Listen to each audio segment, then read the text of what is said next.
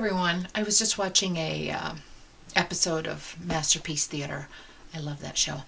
And I wanted to come on and talk about something that I really want to do this year and do it regularly. Some of you might recall that in September, I decided that I needed to take a risk a month. And so the risk in September was that I was going to quit dieting, and I charcoal grilled all the diet books and got rid of them.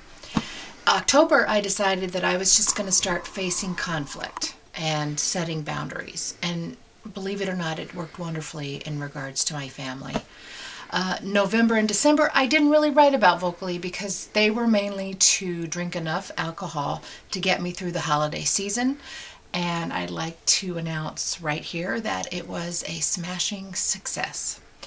So this year, I would like to try to do it a little higher. I'd like to aim a little higher. So I'd like to do a risk a week. And so tonight, I'm going to tell you about my first risk.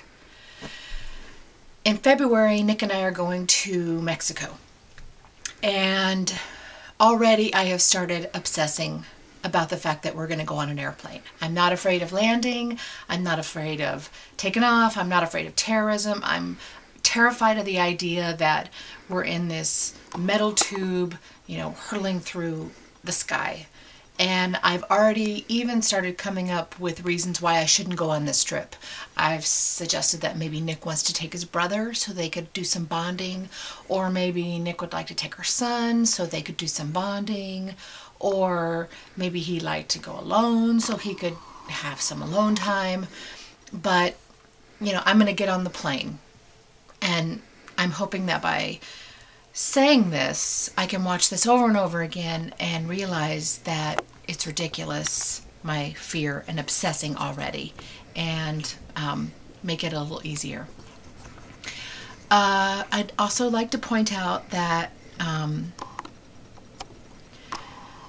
believe it or not, even though I know there's all this talk about bloggers just show you certain parts of themselves, I want to take a moment to let you know that I really do truly represent myself as much as that I can without, offending my family.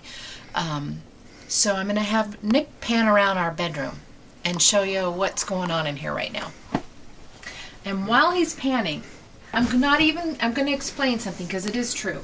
We had a New Year's Eve party, and in the scurry to make the rest of the house look festive and wonderful, we all brought all the crap that was where it should not be and stuffed it in our bedroom, and then we put a do not enter sign on the bedroom. But you can see it's not so great. But you'll also see that the cat is still there. It's behind you. And it's not hanging up anymore, and it's not looking at Nick's side of the bed. We're still in process with the cat. Okay, so next week's goal is a surprise, but it's going to involve this bedroom. So just show up and you'll find out. Trying to think if there's anything else. Okay, you might be wondering where I got this sexy robe. It's Nick's, and you might be wondering if I'm wearing any underclothes underneath it, and the answer would be no. And you might be wondering if I'm not wearing any underclothes under this man's robe to inspire sexiness, and the answer would be no. It's because our laundry is piled up downstairs, and this is what I've got to work with. And then you might think, well, why do you have on this attractive necklace? And I want you to know that even when I'm in a man's robe with no underclothes, I do try to accessorize.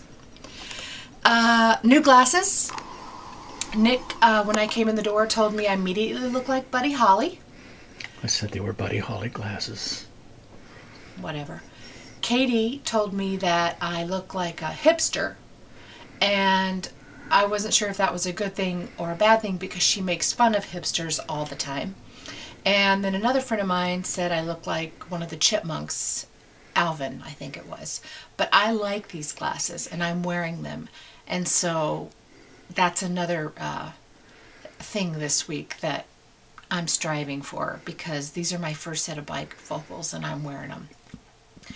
trying to think if there's anything else that you should know, or anything else that I could tell you that would make you feel better about yourself. But frankly, I think I've given you enough to work with. So I'll see ya in a week. Say goodnight. Say goodnight.